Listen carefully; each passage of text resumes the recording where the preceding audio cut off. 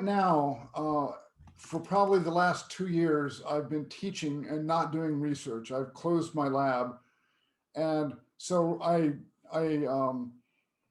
right now I'm editing the notes for my brain anatomy course. I'm redoing illustrations because I thought of a better way to show something, or I'm making up questions for exams or review questions, and kind of unexpectedly, not unexpectedly for me, but you would be surprised to hear I'm really enjoying this. I like I like this material. I think it's very basic. It's sort of like teaching people geography or even reading. It's just basic knowledge that neuroscientists should have. There's nothing particularly sophisticated or abstract about it. It's just how things are connected in the brain, but it's really useful information. So it's just, and I didn't, when I was starting neuroscience, I didn't know this stuff. I knew about the things that I'd studied, but I didn't sort of just a broad survey of brain anatomy. Uh, I did take a medical school neuroanatomy course, and I didn't do very well in it. But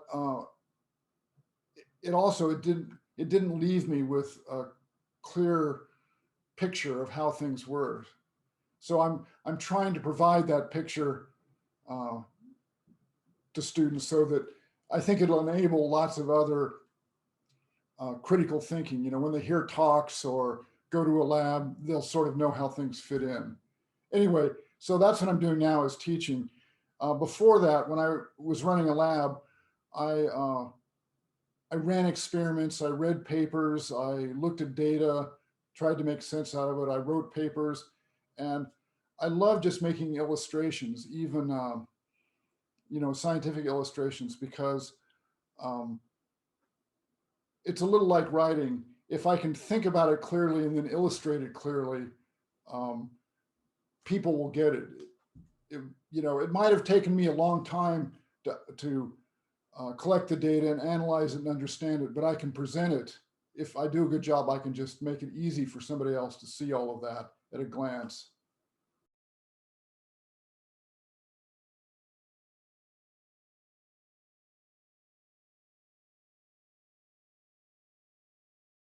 Well, the most fun I had in, excuse me, in science was there were several times when I was collecting data and then analyzing it that I saw something, and I was sort of the first human to ever know this particular tiny little fact about the world. Um, and man, that is just about as exciting as it gets. There's almost nothing better than that. Um, and the things, they weren't big things. It wasn't like life on other planets or a cure for disease or something. It was just some little detail about how the cerebellum affected eye movements that nobody knew before. But the fact that I'd I'd seen that and figured it out and knew it before anybody else knew it. Just oh, that just you need a cigarette after something like that.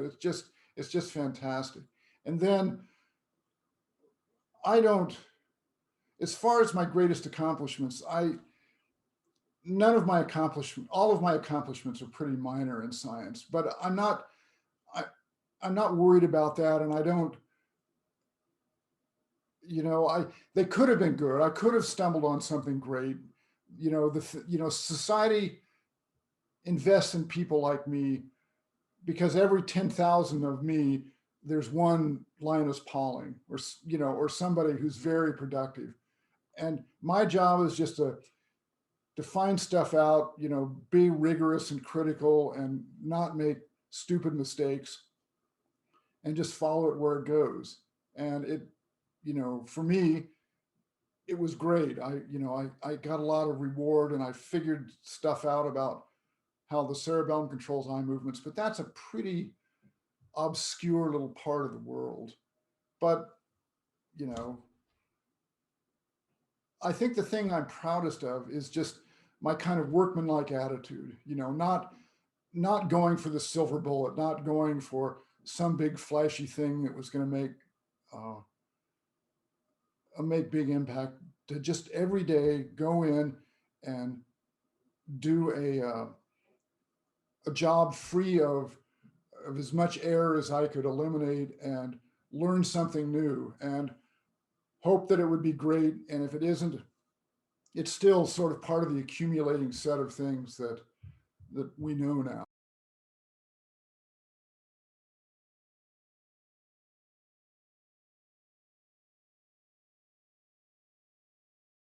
The whole thing has just been so rewarding. It's not like there's some big culmination of teaching that rises above the others. But the thing that's so rewarding for me about teaching is I love working with people, students who are just working so damn hard to increase their capabilities, you know, to be more than they are, to be able to do more than they can do now. And I think that's one of the noblest pursuits of humans, because not only does it make their lives better to become more capable and more able to do things, but it's also good for society to have capable people. So to me, it's just delightful. I love and brain anatomy, for heaven's sake, who really cares about brain anatomy? You know, but the answer is I do, and a large, not all, but a large proportion of my students do. So it's this sort of nerd fest, just this sort of group of people getting together who likes this kind of odd little part of our world, and we're just working as hard as we can to pass it on. And I just think that's, I was asking a friend of mine who's not a scientist. I was asking him once, what was the thing about uh, our world and our system that he thought was the greatest, the most uh, laudable thing. And he said something that I wouldn't have thought of, but I just think it's great.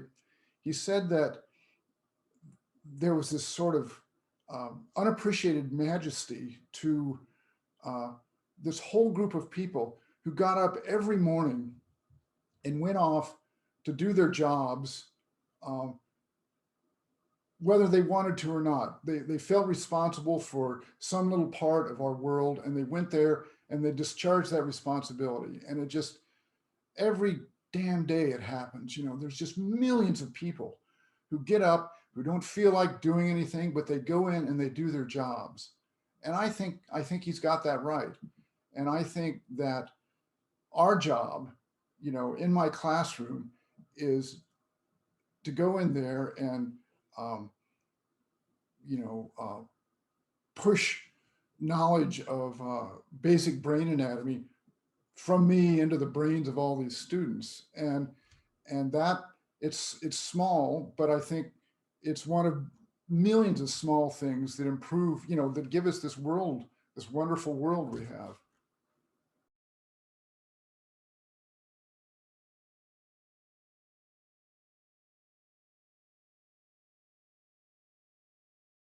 Well, the reason it appealed to me from the beginning was it looked um, accessible to understanding. You look at slides of the cerebral cortex, Golgi stains of cerebral cortex, and it's almost incomprehensible. There's just all of these connections there.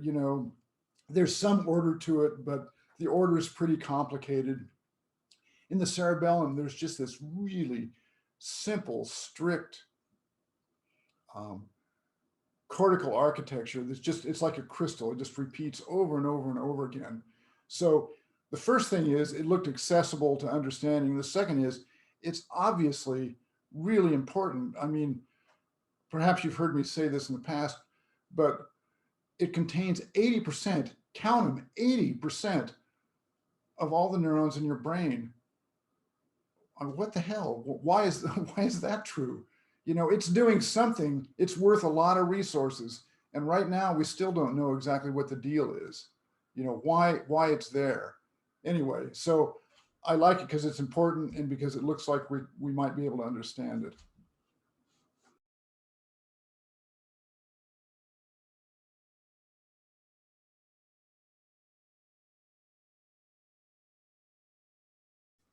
Well, the thing I've done the most, and I like it, is working on my course. You know, I love thinking of questions and trying to find a new way to explain something that I think is better, and that's fun. Um, I also, as I said, I listen to a lot of music, um, and I'm cooking more, um, and I've started baking bread just because I've never done it before. And it's baking's sort of like lab work. You know, you have to do you have to do things in a particular order. You know, you've got to put the right amount of stuff in. You have to wait the right amount of time for the dough to rise, and you know, all of that just seems a little familiar to me. And I've never baked before, but it's I'm having a pretty good time doing that. And there's nothing more sinfully delicious than you know, some warm piece of bread with you know, melted German butter on it, and I'm sure it's really good for me too.